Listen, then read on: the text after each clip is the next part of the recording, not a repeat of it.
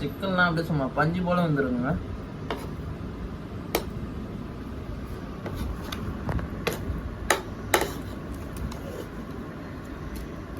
கொஞ்சம் கொஞ்சமா அப்படியே கலாரி.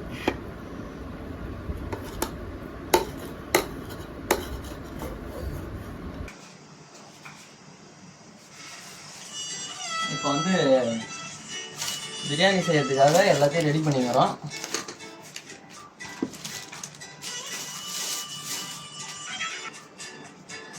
அரிசி மாட்டு ஊற வச்சிருவோம். அதுதான் ரொம்ப முக்கியமான ஒரு விஷயம். பாஸ்மதி அரிசி கோவை பயமுதிர் சோலையில் போனீங்கன்னா கிலோ வந்துட்டு 95 ரூபாய் இன்னைக்கு ஆஃபர் ரேட்டில் போட்டுட்ருக்காங்க. மறக்காமல் நம்ம சப்ஸ்கிரைபர் எல்லாருமே வந்துட்டு கோவை பயமுதிர் சோலைக்கு போயிட்டு அவங்க ப்ரமோஷன் பண்ணிக்கிறாங்க. நீங்கள் வந்து இந்த பாஸ்மதி அரிசியை வாங்கி பயன்படுத்தலாம். இப்போ நாங்கள் 3 பேர் இருக்கிறதால ஒரு 1/2 கிலோ பிரியாணி செஞ்சால் போதும் அப்படின்றதுக்கு 1/2 கிலோ போடுறோம். 1 2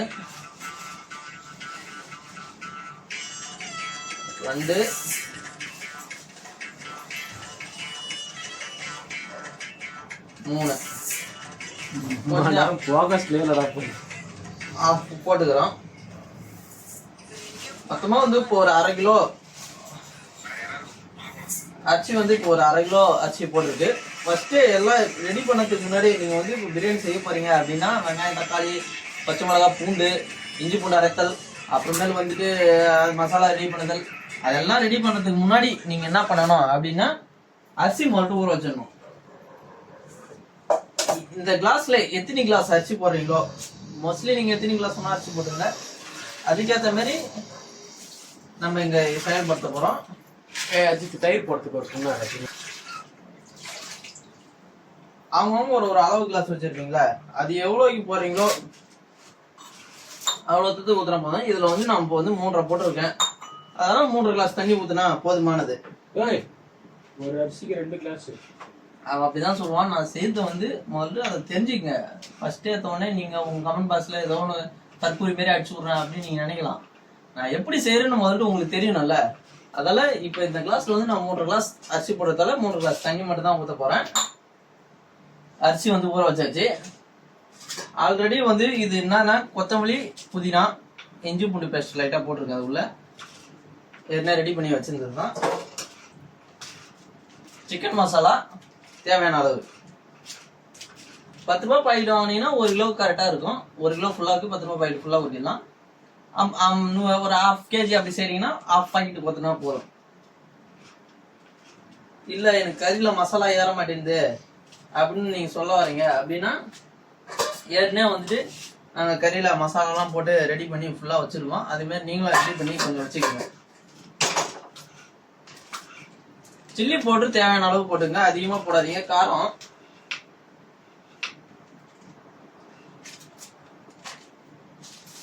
பிரியாணி மசாலா வந்து 1/2 போட்டாலே போதும், அதிகமாக போடணும் அவசியம்லாம் கிடையாது.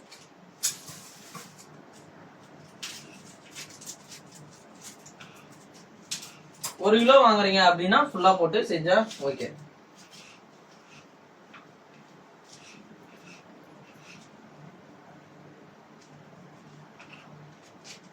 சொன்னதெல்லாம் நோட் பண்ணிக்கங்க. அப்புறம் பின்னாடி தவறு விட்டுனேன் அப்படின்னு யூஸ் பண்ணாதீங்க.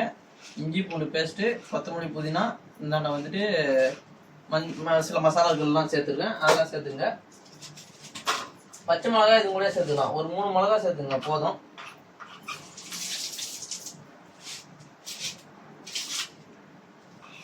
பச்சை மிளகா இது முறையாக போட்டிருக்கேன்.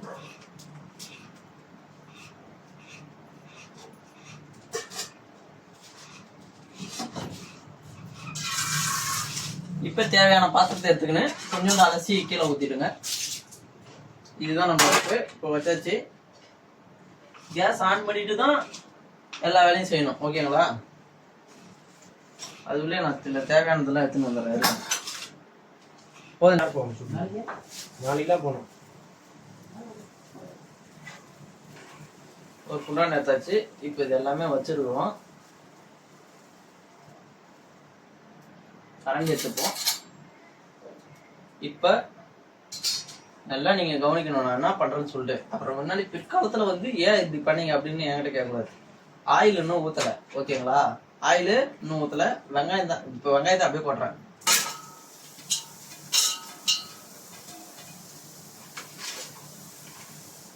ஆயில் தேவையான அளவு அப்படியே ஊத்திக்க வேண்டியதான்.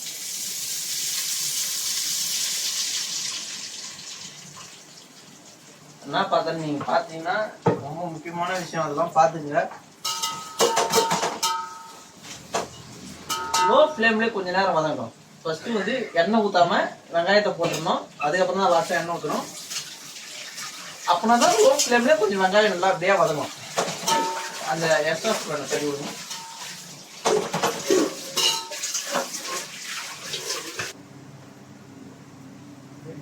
ஓகே நண்பர்களே, வீடியோ வந்து ரெக்கார்டிங்ல தான் இருக்குது.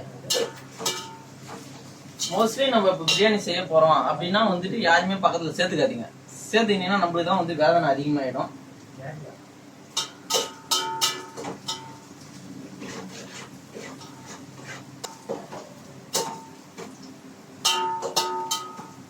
மக்களே பாத்துக்கிட்டீங்கன்னா வெங்காயம் வந்துட்டு ஒரு வதங்கிடுச்சு, நல்லாவே வதங்கிடுச்சு.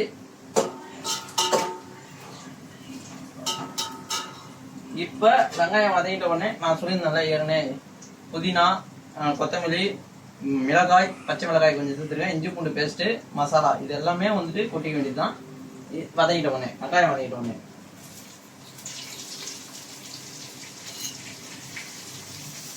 சேர்க்கப்பட்டது. இது சேர்த்துட்ட உடனே சும்மா கொஞ்சம் எல்லா மசாலாவும் ஒன்னா சேர்ற மாதிரி கொஞ்சம் கிளறி விடுங்க. அதுவே போதும். எல்லாமே செட் ஆகாம கொஞ்சம் எல்லாமே ஒன்னா மிக்ஸ் ஆயிடுச்சு அப்படின்னா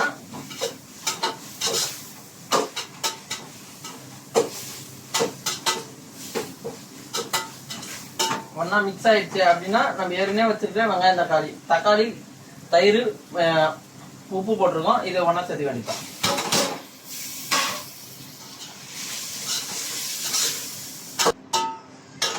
நான் ஏற்கனவே சொன்ன மாதிரி இப்போ வந்து அது எல்லாமே மசாலா சேர்த்துட்டோம். இப்போ வந்து தக்காளி, தயிர் அது எல்லாத்தையும் ஒன்னா சேர்த்தாச்சு. கொஞ்ச நேரத்துக்கு அது வதங்கட்டும்.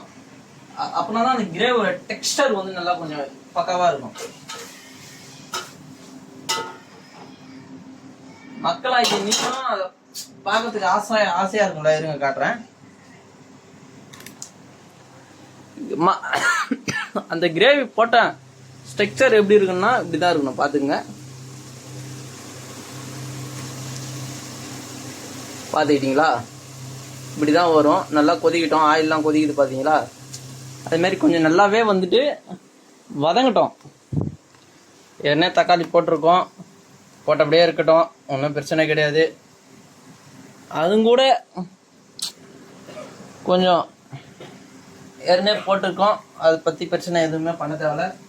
நல்லாவே கொஞ்சம் வதங்குற வரைக்கும் நம்ம கிளறி விட்டுட்டே இருப்போம்.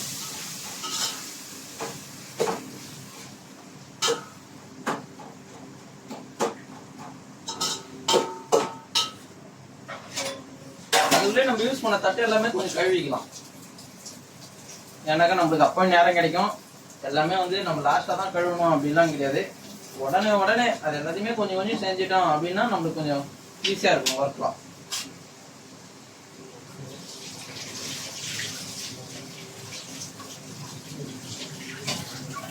இப்போ நான் தட்டை கழுவி இருக்கேன் இதுக்காக மூடுறதுக்காக.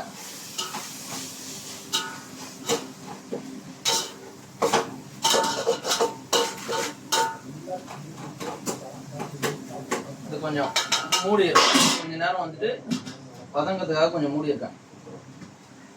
இதே மாதிரி பல பிரியாணிகளை நாங்கள் செஞ்சுட்டு இருக்கோம் எங்க ரூம்ல. சில வீடியோக்கள் வரமாட்டேங்குது, சில வீடியோக்கள் எங்களால போட முடிய மாட்டேங்குது. சில வீடியோக்களே வந்து வெளியே விடாம சில சக்திகள் எல்லாமே இந்த ரூம்ல இருந்து தடுக்குதுங்க. இந்த வாட்டி இந்த பிரியாணி எப்படி இருந்தாலும் உங்களுக்காக, உங்க பார்வைக்காக போட்டாகணும் அப்படின்ற ஒரு உள்நோக்கத்துக்காக இந்த பிரியாணி எடுத்து நாங்க போட்டுட்டு இருக்கோம். நீங்க நல்லா பார்க்கணும், சிக்கன் எப்போ போடுறேன் இதெல்லாம் பார்த்துட்டு நீங்க அந்த முடிவை கரெக்டா சொல்லணும். இப்ப பாத்துக்கிட்டீங்கன்னா இப்ப வந்து கரெக்டா அந்த கிரேவி பதத்துக்கு வந்திருக்கு. இது தண்ணி நம்ம ஊத்த போறோம். நான் சொன்ன மாதிரியே யூஸ் பண்ணிக்கங்க. இப்ப வந்து எத்தனை கிளாஸ் போட்டுக்கிறீங்களோ அத்தனை கிளாஸ் தண்ணி மட்டும் ஊத்துங்க போதும். உப்பு வந்து பத்தலை. உப்பு வந்து தொண்டைக்கு அடிக்கணும். தொண்டைக்கு அடிக்குது அப்படின்னா தான் கரெக்டான உப்பு நம்ம போட்டிருக்கோம் அப்படின்னு அர்த்தம்.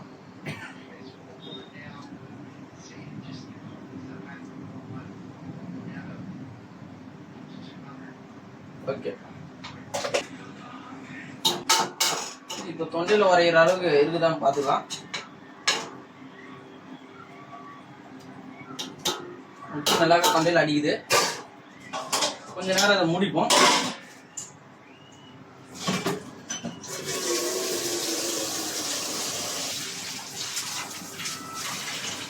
நான் இப்ப என்ன பண்ணிட்டு இருக்கேன் அப்படின்னா, கொஞ்சோண்டு சாப்பாடு வடிக்கிறதுக்காக, எனக்கு அந்த அரிசி இதில் வடிக்கிறதுக்காக நான் வந்து தண்ணி, சுட தண்ணி வச்சிருக்கேன். இந்த தண்ணியை ஊற்றிட்டு கொஞ்சம் சுண்டில் வைங்க. அது ஊற்றி கொதிக்க போடுங்க கொஞ்ச நேரத்துக்கு.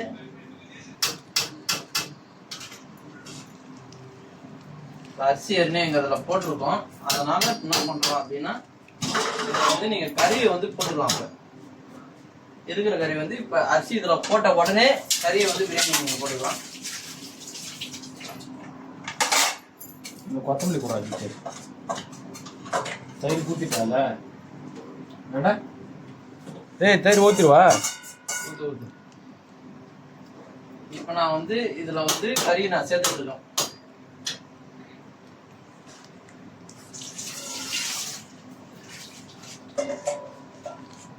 இதே அப்படி விட்டீங்கன்னா அரிசி கொஞ்சம் வேவற வரைக்கும் அப்படியே விடுங்க, ஒன்றும் பிரச்சனை ஆகாது. சிக்கன் வந்து அதுலேயே வந்து பக்காவாக வெந்துடும். இதை பார்த்தீங்களா, தயிர் பச்சடி சரிதா? இதை வந்து கையால் கலக்கினா தான் நல்லாயிருக்கும். கையை வந்து சுத்தம் இல்லைன்னு நினைந்தேன். சுத்தமாக கழுவிட்டு சோப் போட்டு எல்லாம் பண்ணிட்டு தான் கழுவணும். இப்போ இது எப்படி பார்க்கணும் அப்படின்னு நான் சொல்ல வரேன்னா, இப்போ நீங்கள் போடுற அரிசி வந்து போட்ட அரிசியோட ஒரு இன்ச்சு கொஞ்சம் கூடுதலா பெருசாச்சு அப்படின்னா இப்போ ஓகே. இப்போ வந்து ஆஃப் பாயில் ஆயிடுச்சு அரிசி. நம்ம இப்போ வடிக்க போறோம். வடிக்கிறதுக்கு முன்னாடி நான் சொல்லியிருக்கேன்ல, தண்ணியை வந்து கொஞ்சம் எடுத்து வச்சுக்கங்க அப்படின்னு சொல்லிட்டு, மறக்காம கொஞ்சம் எடுத்து வச்சுக்கங்க. ஏன்னு நான் லாஸ்டா சொல்றேன். நான் இப்போ பாத்தீங்கன்னாலே தெரியும், நல்லாவே வந்து அரிசி நல்லா பக்காவா வைக்கிட்டாச்சு. இப்ப என்ன பண்றோம் அப்படின்னா, ஏன்னா ரெடியா இருக்கு நம்ம கிட்ட, பக்காவா ரெடி ஆகி சிக்கனு ரெடி நிலைமையில இருக்கு.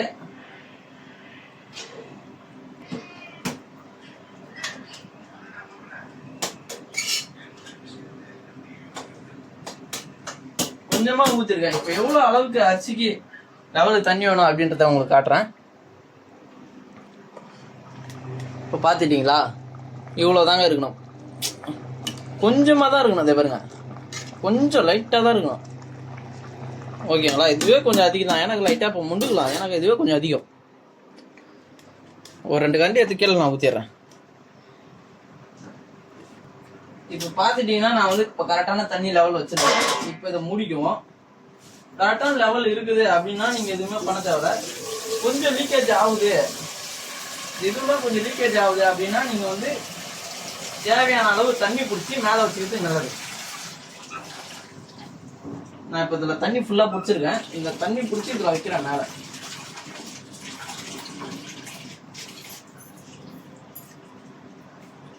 ஏன்னாக்கா கொஞ்சம் லீக்கேஜ் வருது அப்படின்றதுக்காக.